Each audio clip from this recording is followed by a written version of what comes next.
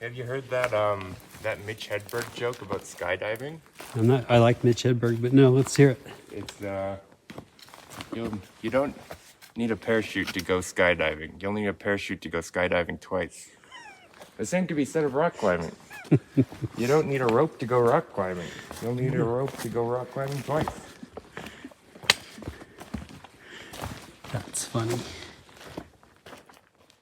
Welcome to Sauntering into Silence. Ajahn Jyotipalo is hiding behind the camera. Mitch and I have gotten to know each other. He's a guest here at Birken Monastery, and we've been working together on construction and gone for many hikes. I wanted to interview Mitch because he was telling me about 5 years ago he had a fall while climbing that was very dramatic and kind of changed maybe the course of your life a little bit. It did. And so I wanted to ask him about that. So Mitch, can you do an introduction of who you are and just start in telling the story?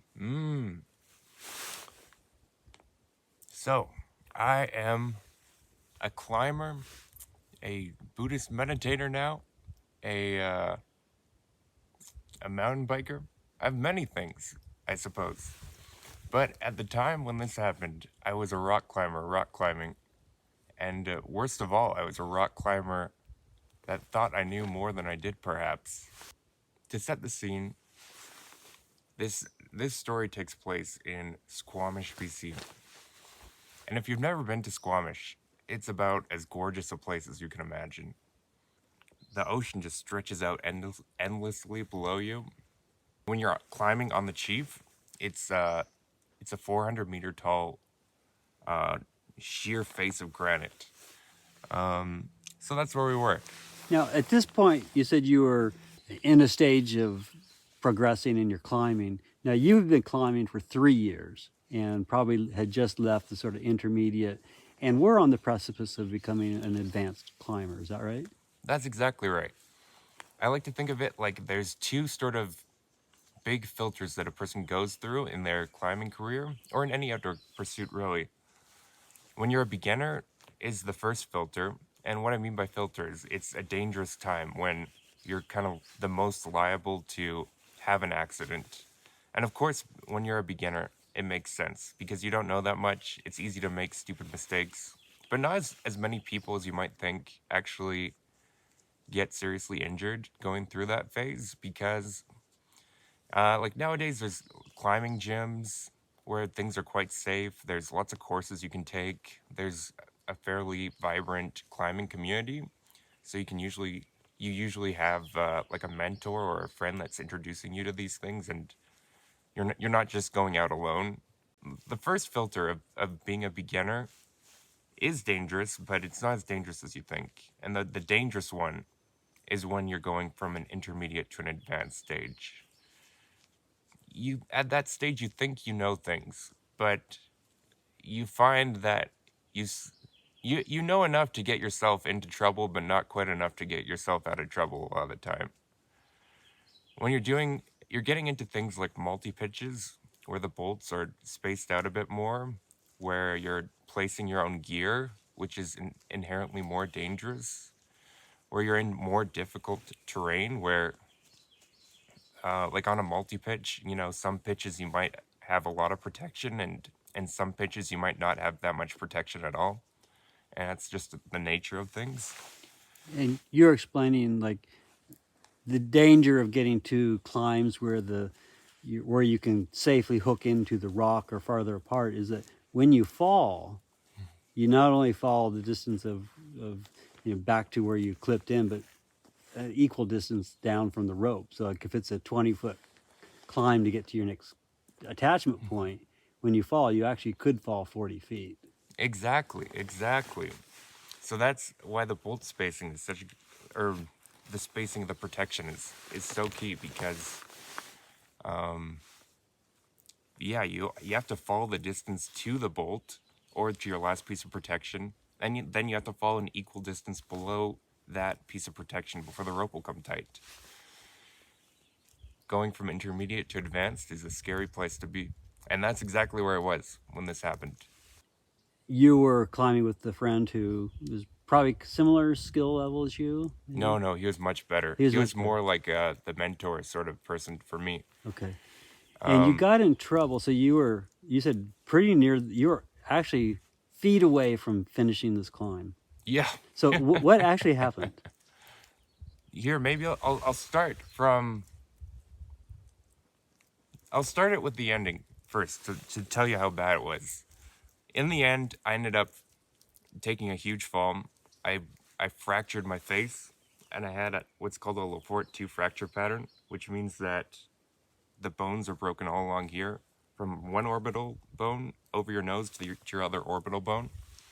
I had 3 broken transverse processes in my back, and the transverse processes are the little things that stick out from your spine that attach the muscles to the spine. So there's no nerve damage actually, even though I broke bones in my back.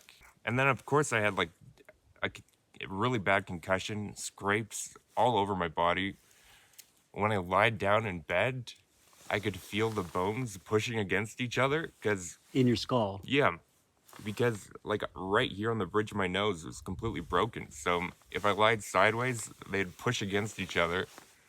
So I had to sleep on my back. It was just awkward and painful for quite a while. So that was the end result. But how I got there? I got there climbing up Squamish Buttress. And Squamish Buttress is kind of a challenging route. And it's right at the end of the Chief. We started out on a route called Saint Vitus Dance, which is a lovely, very moderate route.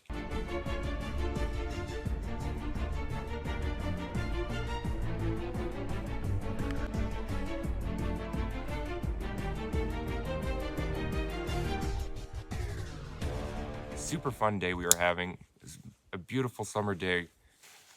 And we hadn't seen anybody all day. And we finally ran into another party of climbers towards the end of the day because all of these routes kind of filter into one another. So even though we started on St. Vitus Dance, we were finishing up on Squamish Buttress in order to top out the whole route. And that's one of the only routes up there. So you're more likely to run into people. So we got to this part of the climb. And this other party shows up right as we get there. Who should go first? So we play rock, paper, scissors for who goes first. Our party won rock, paper, scissors. So I went up first, leading this pitch. I went up. I was climbing. You get to this little ledge, and then you kind of like, you're shimmying along this ledge before going around a corner, and then you're climbing up again. You know, then the bolt's at your ankle. And that's kind of, when you're an intermediate climber, that's kind of where you want another bolt. You're looking at sort of like a 6 to 10 foot fall at that point, which isn't necessarily dangerous, but it's just scary especially when you're kind of already fatigued from climbing all day. And the next bolt was still quite a ways up, and I wasn't sure that I could make the move. And I was kind of mentally fatigued already, so I didn't have that same sort of resolve, I guess, to kind of push away that fear or accept the fear. So the fear rose up within me, and I chickened out, and I called to my partner, lower me down, get me out of here. And again, we gave this other party the chance to pass us, but they had started eating lunch now, and they're like, oh no, you guys can switch and you guys can keep going. So then my partner started up. He cleared the pitch. It was fine. We were past all the hard sections, and there was just a very short 5-6 pitch to do. Since I had chickened down this last pitch that I'd led, I was like, okay, well, here's a nice easy one to finish it off. Okay, I gotta redeem myself here, you know? So we switched, and I started climbing up. By this point, I was quite tired and quite impatient to finish the climb as well. I know now that I should have gone left and followed this series of ledges up, but instead I went straight up. And in going straight up, first of all, it was no longer an easy pitch because I was off route. And second of all, there was no protection in this area. there was a few like very shallow flaring cracks, which are about as bad as it gets for placing protection. And so I climbed up, I placed a piece of gear. In placing gear, there's kind of three things you have to look out for. Be able to find a good spot, you have to know how to place the gear properly, and you have to know how that gear is going to react when you fall. And all three of those things are incredibly important. And if you don't have any one of those three things, you're going to get hurt. And so I had the skill to place to find the position for a piece. I had the skill to place it properly, but there weren't that many good places to put it there because I was off route. And it was a multi-pitch, so it's just to be expected sometimes that there's not always protection. I knew how to place the gear, but there's no good places to put it. And then that third piece. What's that piece going to do if I fall? That's what I wasn't thinking about. That's where being that at that intermediate level is really dangerous because I was still missing that. And in this fatigued state I was in, I wasn't thinking about that, of course. So I placed the piece. I climbed, I looked at it, I'm like, oh, that's not a good piece. And I climbed up and I placed another piece. And I looked at that piece of protection. And I was like, oof, that's not a good piece of protection. I kept climbing up and I got to the very last move of the route. And this was quite literally the very last move. I was like reaching up and I was inches away from the top ledge. And all I had to do was grab this lip. To grab the lip, I had to step up on this slopey, kind of slabby foothold, which was a bad foothold. And I put my foot on this foothold that was about knee height. I actually wasn't afraid at all. And I had no insight about what was about to happen. I just wanted to finish the climb and I was tired and I wasn't thinking about it. Yeah, you can kind of guess what I did next. I tried to step up on the foot and the foot popped. And so I began falling. My last piece of protection was maybe a foot below my foot. So I knew I was looking at like a 10 to 12 or 10 to 15 foot fall probably. And so I began falling. And I fell to the first piece. And the first piece popped out. And then I kept falling. And I fell to the second piece. And the second piece popped out. So I kept falling. And at this point there's only two bolts attaching both my partner and I to the mountainside. And these were the anchor bolts that he was attached to, he was belaying me off of. And so I fell to where my partner was, and I continued to fall below where my partner was. Now, didn't you hit him? I didn't hit him, but when the rope came tight, it came tight right onto him because there was no protection between me and him. I'll get to that in just 1 second. Yeah. So yeah, I fell. I impacted the wall. I was knocked out. So of course, nothing beyond this point. I remember. I just know how the events unfolded past this. It was kind of ledges like this. So I fell, bounced off a less than vertical ledge, and continued falling. And then finally the rope came tight. And at this point I was unconscious, so I whipped to the side, and that's how I broke those transverse processes. So here's the chief. That's the ledge that I got rescued from. This is the second last pitch right here. And this last little bit is the last pitch that I fell off of. And I fell all the way down to here. So now I was lying unconscious, dangling in midair. My partner just got completely flipped upside down in this because, like I found out afterwards, I'd fallen about 25 meters. And I know it was about 25 meters because the sheath of the rope was completely chewed up. Like there's an outside and an intersection of a rope, and the outside section of the rope was completely gone in places from going over these slabs. I could see how much of the rope was involved in the fall, and it was about 12 meters. So I know that the whole fall was about 25 meters. So you can imagine, about a 160-pound body falling 25 meters, the force of that pulling you downwards. That's what happened to my partner. he got flipped upside down completely. And it was a total stroke of luck. This is the next coincidence, that he was using a device called a gree-gree, which is an auto-locking device. Because if he was using an ATC, when he got flipped upside down, like, he would have had to let go of the device. Like, and then all the rope would have just gone through, and I would have either fallen 60 meters or, yeah, I would have had like a full 60-meter fall, bouncing off ledges the entire way. So that's probably almost certainly death. But he had this device. So the device auto-locked. So even though he got flipped upside down with this incredible force, I was still alive. And furthermore, he was somehow alive. Because you can imagine getting flipped upside down with that force.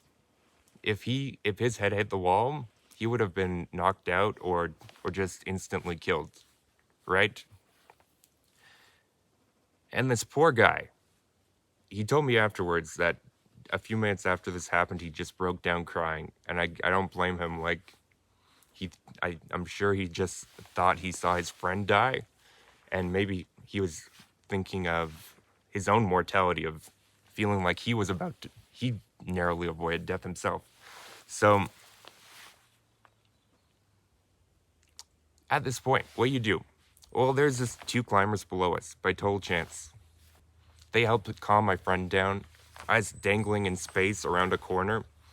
They guided my body around this corner down to a ledge. And this is when I finally regained consciousness. I remember one of my first thoughts was, oh man, my mom is going to be so mad at me for this. And shortly there was a helicopter there. They arranged the rescue, and they airlifted me off the chief. And I got a free helicopter ride to Vancouver General Hospital. When I was in the helicopter, I started going into shock. So they gave me a fentanyl patch. So then there's another huge gap in my memory. And the next memory I have is waking up in the Vancouver General Hospital. And I was already in a hospital gown. I already had an IV hooked up to me. There was already x-rays beside me. Like, a lot had happened that I was not conscious for. Yeah. So And the coincidences. So the third one was the party below you, which was there's several coincidences that they were still below you, not already off the mountain. yeah. Was that they were skilled enough to be able to arrange this helicopter pickup, Oh yeah. Well, and they that's took care of your friend who was in shock. exactly. So when I got to the hospital, and all this had happened, and I woke up, literally one of the first things the nurse said to me is like, "It's a miracle you're alive." It's like, I thought that was funny that she said it was a miracle that I was alive, because she like didn't know about any of these other things that had preceded this. Because I was kind of thinking about them as coin flips. It was a coin flip that we won rock, paper, scissors the first time. It was a coin flip that this second party just chose not to pass us when we gave them the chance. After I came off that pitch, it was a coin flip that my buddy was using a gree-gree rather than an ATC, and fewer people used the device that he was using on a multi-pitch. The rope that I had was kind of like it was a narrow diameter rope, which meant that it was like stretchier than most climbing ropes. So not only would that have reduced the amount of force on the rope as it was going over those rocky sections, but when I came to a halt, it would have reduced the force of that fall on my back and potentially stopped my back from being broken. And then another coin flip that my partner didn't get killed in this. So what is that? Coin flip that we run one rock, paper, scissors. Coin flip that they didn't pass us. Coin flip for the gree-gree. Coin flip that we were using my rope and not his rope. And that I just happened to have this rope and not a different rope. Coin flip that he didn't get killed when he got flipped upside down. 5 coin flips. Yeah, for Russian roulette, if there's a 6-shooter, you had 1 bullet left in the gun. Exactly. The way I thought about it was like, those are good odds when you're talking about a lottery. But if you have to win 5 coin flips just to survive an ordeal, you might not be so happy that you have to win so many coin flips, and if you lose one, you die. It was pretty crazy to have survived that. The more you reflect on it in hindsight, it feels like the more things just happened to go my way. You have more to the story. You were telling me about Carrie, your girlfriend, and how she really helped you through this, and a move you made right after that to Vancouver kind of changed your life as well. Maybe we can get into that story later, but I think just for the story of the fall and how fortunate we are to still have you here, it's nice to know that yeah, everything can be going against us, but everything can be going right at the same time. Yep. Strange karma that we have sometimes. Okay, thanks, Mitch. Thank you, Ajahn Jyotipalo. In the things she shows me, I don't wanna leave her now. You know I believe